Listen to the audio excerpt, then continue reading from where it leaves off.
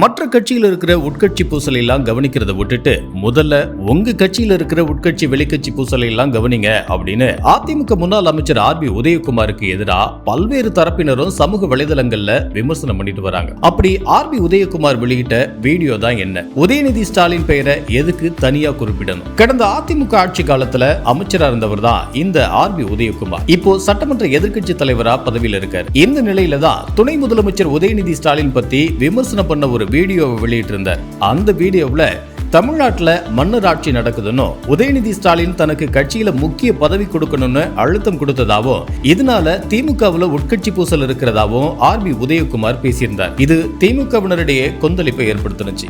இந்த நிலையில தான் மன்னர் ஆட்சிங்கிறது அதிமுகவுல தான் இருக்கிறதாகவும் எம்ஜிஆர், ஜானகி, ஜெயலலிதா இவங்களோட வரலாறு தான் மன்னர் ஆட்சிக்கு மிக சிறந்த எடுத்துக்காட்டுன்னு திமுக ஆதரவாளர்கள் பதிலடி கொடுத்திருக்காங்க. அது மட்டும் இல்லாம இப்ப கட்சியோட பொதுச் செயலாளராக இருக்கிற எடப்பாடி பழனிசாமி ஒருபடி மேல போய் வடக்குல இருக்கிறவங்களை மன்னராக்க துடிச்சுக்கிட்டு இருக்காருன்னு கடுமையா விமர்சனம் பண்ணியிருக்காங்க. முக்கியமா துணை முதலமைச்சர் உதயநிதி ஸ்டாலின் பத்தியும் உட்கட்சி பூசல் பத்தி பேசுறதுக்கு அதிமுகவுக்கு எந்த தகுதியும் இல்லைன்னு கடுமையா தாக்கியிருக்காங்க திமுக ஆதரவாளர்கள். ஏற்கனவே இபிஎஸ், ஓபிஎஸ், சசிகலா, டிடிவின்னு பல அணிகளா சிதறி கிடக்குதுன்னு அது போதாதுன்னு இபிஎஸ் அணிக்குள்ளேயே செங்கோட்டையன், வேலுமணி, தங்கமணின்னு பல அணிகள் இருக்கிறதாவும் முதல்ல அதை சரி பண்ணுங்க அப்படின்னு கேலியும் கிண்டலுமா பதில் கொடுத்திருக்காங்க.